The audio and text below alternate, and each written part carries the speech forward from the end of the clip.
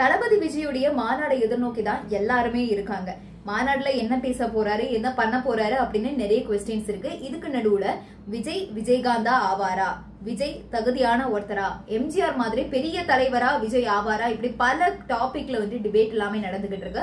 அதுல ஒரு சில பேர் என்ன சொல்றாங்கன்னா, எப்பவுமே விஜய நடிகரா மட்டும்தான் மக்கள் பார்ப்பாங்க, விஜய பெரிய தலைவரா பாக்குறது ரொம்ப கஷ்டம். மேபி இப்ப இருக்கக்கூடிய இளைஞர்கள் அவருடைய கோர் ஃபேன்ஸா இருப்பாங்கல்ல, அவங்க வேணா இவரை தலைவரா அக்செப்ட் பண்ணுவாங்களே தவிர சாதாரணமா அரசியல் தெரிஞ்ச யாருமே இவரை தலைவரா அக்செப்ட் பண்ணிக்கிறதுக்கு வாய்ப்பே கிடையாதுங்கிற மாதிரி சொல்றாங்க. அதுக்கு ரீசனா என்ன சொல்றாங்கன்னா, விஜயகாந்துடைய படங்கள் வரும்போது அங்க இருக்கக்கூடிய அவருடைய ஃபேன்ஸ் கூட தொண்டர்களா மாதிரி அவருடைய படத்தை பாக்குறதுக்கு வேட்டி சட்டை கட்டிட்டு தான் போவாங்களாம். ஆனா அதே இது சூப்பர் ஸ்டாருக்கோ விஜயோ இந்த மாதிரி யாருக்குமே எந்த ஃபேன்ஸுமே அந்த அளவுக்கு ஒரு மரியாதையோட எல்லாம் இருந்தது கிடையாது. அண்ட் அதே மாதிரி பார்த்தோம்னா விஜய் எப்பவுமே குடுக்கிற டயலாகா பேசக்கூடிய ஒருத்தர். அவரு அந்த காலத்துல சிவகாசி போன்ற படங்கள் எல்லாம் போலீஸா இருந்தாலும் நீ பொம்பளை, அவன் பொறுக்கியா இருந்தாலும் ஆம்பளை, இந்த மாதிரியான டயலாக் பேசிருப்பாங்க.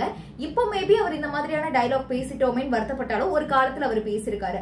அதை வச்சு நிறைய பேர் என்ன சொல்றாங்கன்னா, இவருக்கு எது கரெக்ட் எது தப்புன்னு தெரியாது, ஜஸ்ட் குடுக்கறத அவர் பேசிட்டு போவாரு. தன்னுடைய ரோலா ஒரு நடிகரா என்ன பண்ணுமோ அதை இவர் பெர்ஃபெக்டா பண்ணுவாரே தவிர ஒரு அரசியல்வாதியா சொந்தமா முடிவெடுத்து சொந்தமா கொள்கையை பரப்புறதுக்கு இவருக்கு அந்த ஒரு மெச்சூரிட்டி இன்னும் வரல அப்படின்னு நிறைய பேர் கருத்துக்களை முன்வைக்கிறாங்க.